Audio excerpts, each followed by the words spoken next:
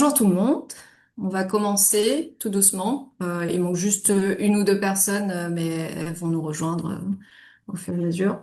Déjà, un grand merci à tous d'être présents ce soir et de montrer votre intérêt pour notre projet. Euh, Vous nous connaissez, enfin David et moi, pardon, un peu tous, ou juste David ou juste moi, mais je voulais faire quand même une petite introduction et puis vous présenter aussi Eric. Euh, donc Eric, en fait, on l'a rencontré en 2000, vers 2019, moi dans un cadre professionnel. C'est vrai que très vite, on a eu un feeling qui est passé. On avait beaucoup de similitudes parce que Eric est donc chinois, malaisien d'origine chinoise, né aussi dans une famille d'entrepreneurs chinois, enfin de famille d'entrepreneurs chinois. Donc Eric a beaucoup voyagé et en parallèle de ça, il s'est aussi beaucoup intéressé à la métaphysique chinoise qu'il a côtoyé avec son grand-père.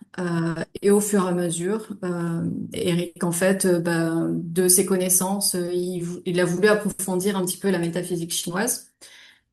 En discutant avec lui, on trouvait le sujet intéressant et on trouvait voilà, pas mal de choses qu'on va découvrir un petit peu après. Fin 2000, dans le courant de l'année 2024, Eric se perfectionne en métaphysique chinoise et il propose aussi des consultations en Patse et en Timanduntia. Donc on vous expliquera aussi ce que c'est.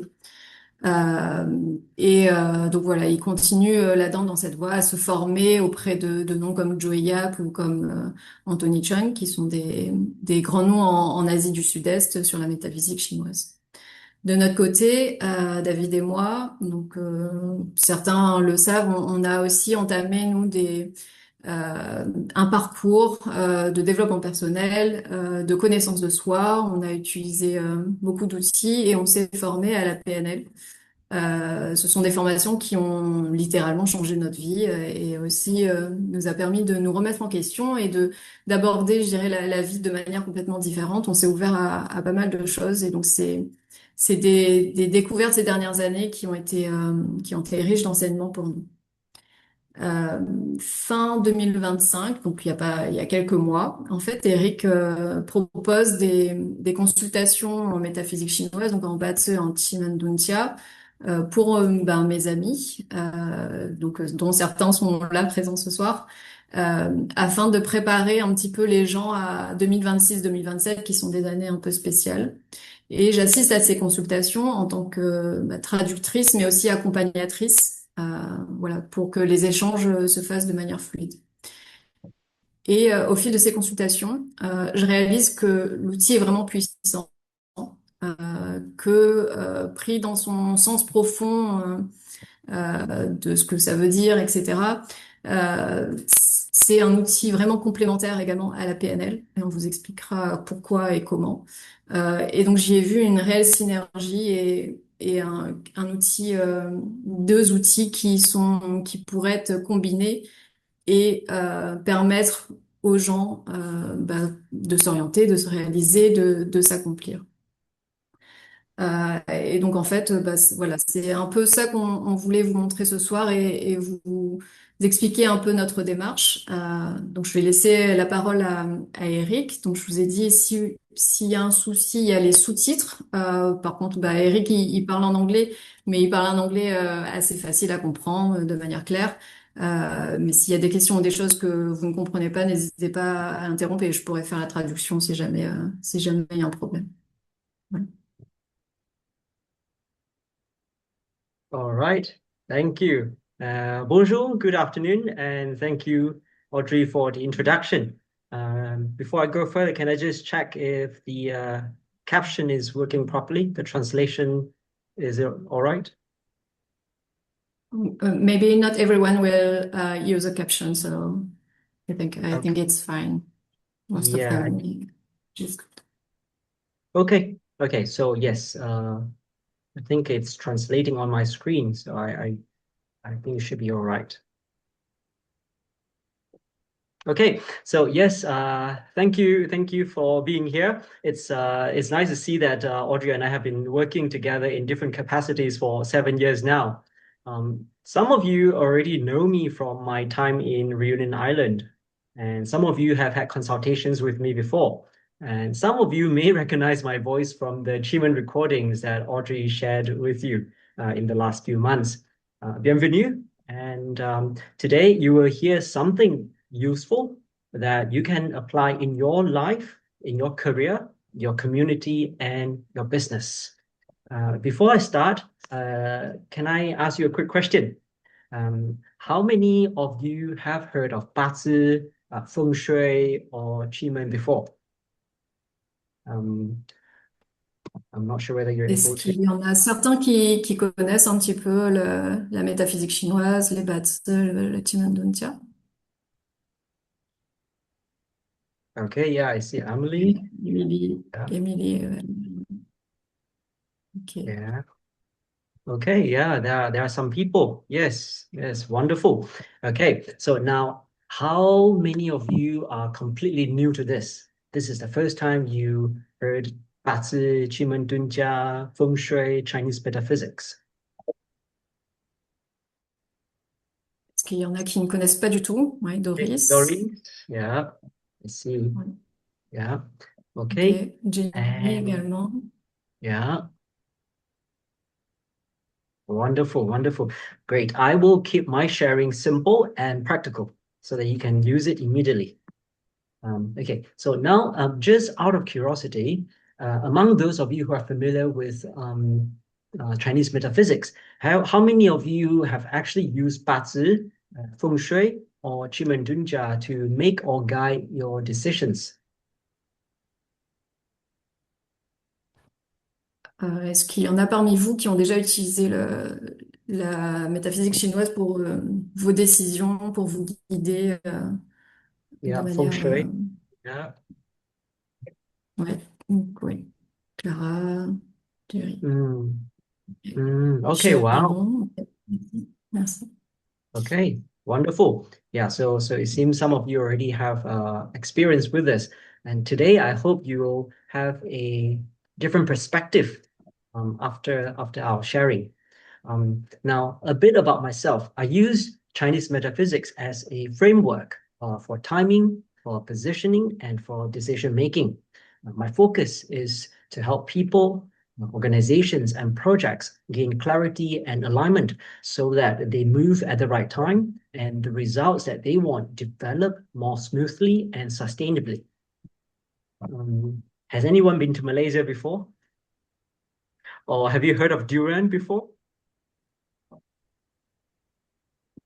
Okay. Now, yes, yeah, no, okay, yeah. Well, thank you for your response. Now, some people love durian. Some people just don't like it at all. Now, if you have never tried it before, just the smell of durian alone may make you want to run away. But for people who understand it and who love it, it's completely different. Why? Um, For example, some Singaporeans, they come to Malaysia every year, twice a year, just to eat durian. It shows how much they love it. Now, Chinese metaphysics is a bit like that.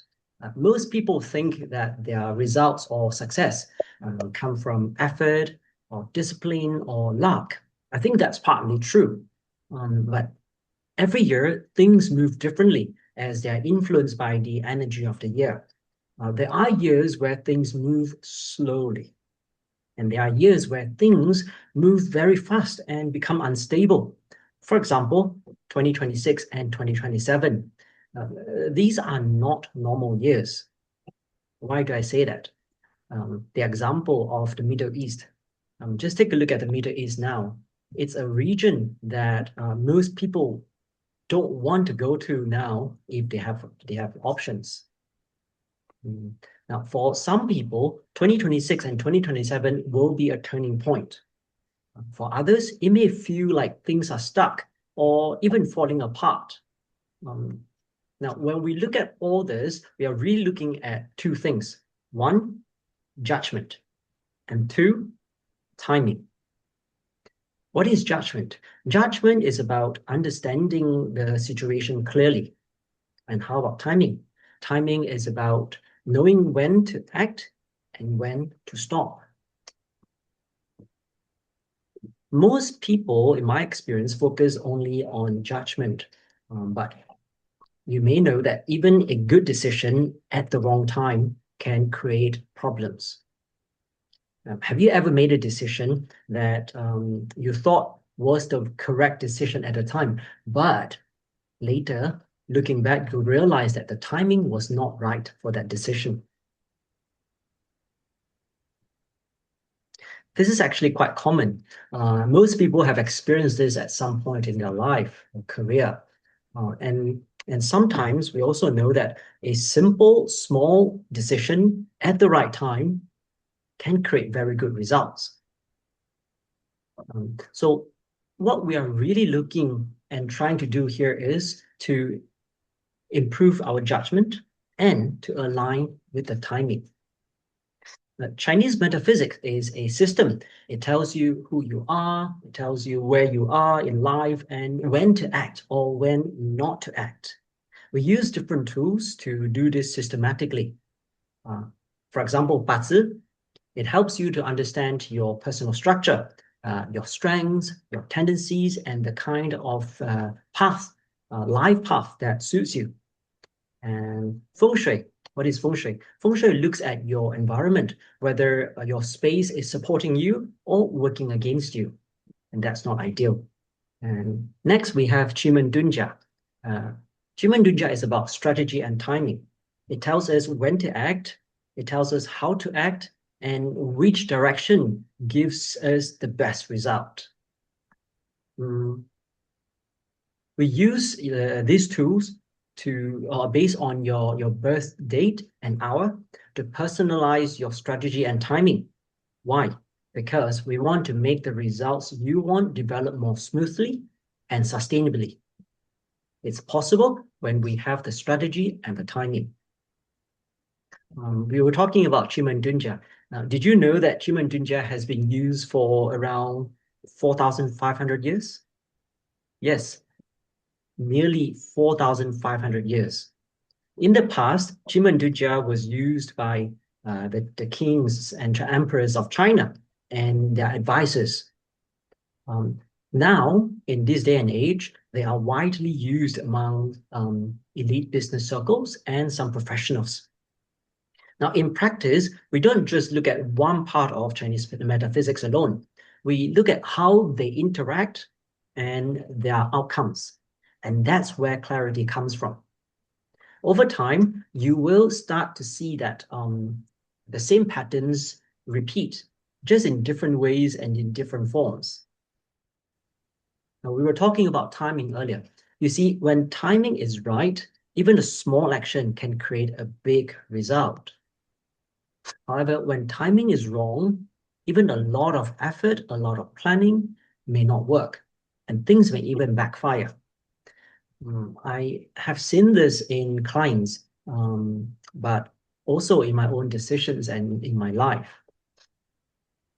Okay, so now coming back to 2026 and 2027, these are parts of a repeating cycle called Crimson Horse and Blood Goat Calamity years. Every 60 years, we see similar patterns. You will see some examples on the screen here. The 1900s, the 1800s, and the 1700s. The last Crimson Horse and Blood Goat was in 1966 and 1967. During that period, I'll give you some examples. During that period in China, the Cultural Revolution started. It ended 10 years later with the deaths of millions of people from famine, from starvation, and other causes.